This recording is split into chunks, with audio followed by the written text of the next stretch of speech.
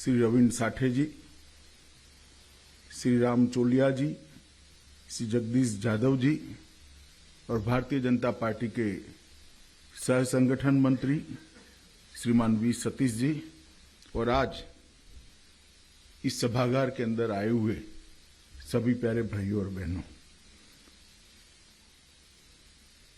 सबसे पहले तो मैं रामभाऊ मालगी प्रबोधिनी को साधुवाद देना चाहता हूं कि इन्होंने एक उचित मौके पर उचित विषय पर ये परिसंवाद का आयोजन किया है। 3 दिन तक अलग अलग विषय पर ये परिसंवाद चलेगा। कई सारे लोग इसके अंदर अपनी अपनी दृष्टि से अपनी बात रखेंगे। मुझे भी कहा गया है कि मैं भी इस विषय पर कुछ बात सबके सामने रखूं। अभी संचालक महोदय चोलिया जी ने कहा कि मोदी जी को मुझसे बेहतर कौन जान सकता है। ये आपकी भ्रांति है। मोदी जी को मुझसे बेहतर भारत की जनता जानती है और उनके विचार, उनके काम और उनकी सिद्धियों के आधार पर जानती है। और लोकतंत्र के अंदर जो सार्वजनिक जीवन के माध्यम से जन सेवा के लिए काम करने के लिए आगे आते हैं, इस सभी लोगों के लिए आदर्श होना चाहिए कि पहचान नाम से न हो, पहचान जाति से न हो, पहचान अपनी शिक्षा से न हो, पहचान अपनी स्किल से भी न हो, पहचान अपनी सिद्धियों के आधार पर हो। इस प्रकार का जीवन जीना चाहिए। डिलीवरिंग डेमोक्रेसी एक छोटे से शब्द के अंदर भारत की 70 साल की 75 साल हो गए आजादी को। 75 साल तक भारत की जनता की जो आशा थी, ये एक 2 शब्द के अंदर समाहित कर ली। जब हम आजाद हुए, हमारे देश की संविधान सभा बनी। संविधान सभा ने मल्टी पार्टी डेमोक्रेटिक सिस्टम को स्वीकार किया और बहुत सोच समझकर स्वीकार किया था। उचित फैसला था कि इतना बड़ा देश, इतनी विविधताओं वाला देश, ये किसी व्यक्ति के आधार पर चुनकर नहीं आना चाहिए। मल्टी पार्टी डेमोक्रेटिक सिस्टम होनी चाहिए। हर पार्टी की एक आइडियोलॉजी होनी चाहिए। आइडियोलॉजी के आधार पर उसका चुनाव घोषणा पत्र बनना चाहिए। चुनाव घोषणा पत्र लेकर जनता के बीच में जाना चाहिए। उस पर जनमत प्राप्त कर पार्टी जिसको तय करे वो पार्टी का नेता हो और उसको देश चलाने का अधिकार हो। बहुत सोच समझकर हमने फैसला किया था। मगर 60 के दशक के उत्तरार्ध में और उसके बाद मैं बिल्कुल बेधड़क तरीके से कह सकता हूं 2014 तक देश की जनता के मन में एक बहुत बड़ा सवाल आ गया था कि ये मल्टी पार्टी डेमोक्रेटिक सिस्टम, बहुपक्षीय लोकतांत्रिक संसदीय व्यवस्था सफल हो सकती है क्या। ये हमारे संविधान निर्माताओं ने जो एक कल्पना रखी थी कि राज्य कैसा होना चाहिए, शासन कैसा होना चाहिए, उसको बहुत सारी व्याख्याओं के अंदर व्याख्यायित किया जा सकता है। मगर गांधी जी ने इसके लिए राम राज्य का शब्द का प्रयोग किया था और जिनको राम राज्य के शब्द से परहेज है वो उसको कल्याण राज्य का शब्द कहते थे। दोनों का भावार्थ एक है। 2014 तक एक कल्याण राज्य या तो राम राज्य की परिकल्पना ध्वस्त हो चुकी थी। जनता के मन में एक आशंका आ गई थी कि कहीं हमारी बहुपक्षीय लोकतांत्रिक संसदीय व्यवस्था फेल तो नहीं हो गई है, वो परिणाम नहीं दे रही है, तो आगे क्या होगा, किस प्रकार से होगा। मगर भारत की जनता का भी धैर्य बहुत बड़ा है और क्यों न हो, ढेर सारी चीजों को सहन करते करते करते एक राष्ट्र के नाते आज हम यहां तक पहुंचे हैं। बड़े धैर्य से जनता ने फैसला दिया और प्रधानमंत्री नरेंद्र मोदी को 30 साल के बाद पूर्ण बहुमत के साथ इस देश का शासन सौंपा। पहली बार किसी गैर कांग्रेसी दल की पूर्ण बहुमत की सरकार बनी। एक महीने में पहली बार भारतीय जनता पार्टी को पूर्ण बहुमत मिला और पहली बार कांग्रेस आइडियोलॉजी के बाहर के लोगों को सत्ता करने का मौका मिला स्वतंत्र रूप से। अटल जी की भी सरकारें बनी थी, 2 बार बनी। मुरारजी भाई की भी सरकार बनी थी, मगर ज्यादातर लोग वो सरकार जिस पर निर्भर थी या तो सरकार में थी, कहीं ना कहीं वही आइडियोलॉजी से आते थे। शुद्ध रूप से भारतीय जनता पार्टी की सरकार नरेंद्र मोदी जी के नेतृत्व में हुई और 7 साल से चल रही है। मगर मैं आपको थोड़ा पीछे ले जाना चाहता हूं। किसी भी व्यक्ति का आज का स्वरूप देखना है तो उसके आज के स्वरूप के आधार पर आकलन नहीं करना चाहिए।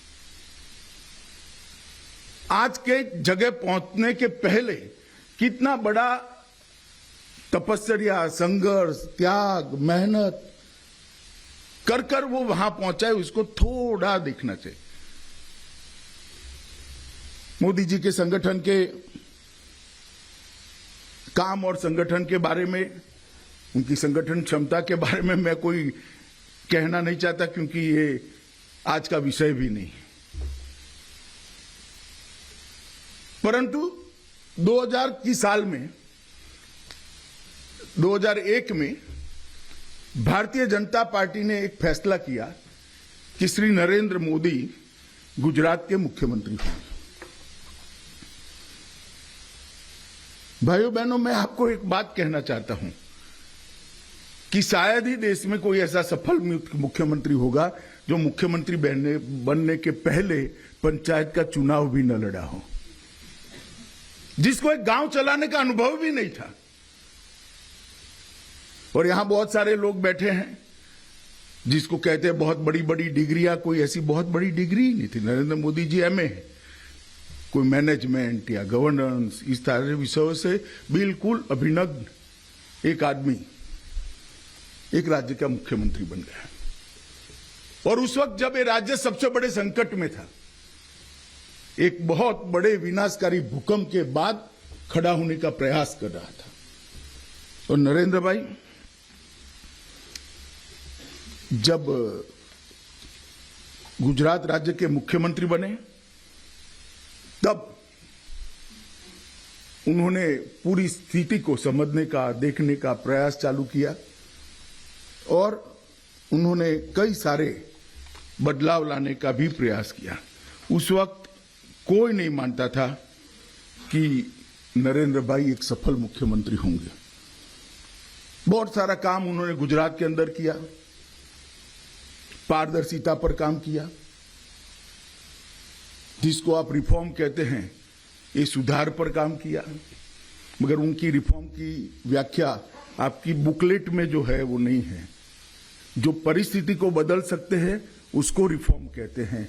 जो बदलाव सिस्टम मतलब एडमिनिस्ट्रेशन की स्थिति को, पद्धति को बदले उसको रिफॉर्म नहीं कहते। जो जमीन पर परिस्थिति को बदले उसको रिफॉर्म कहते हैं।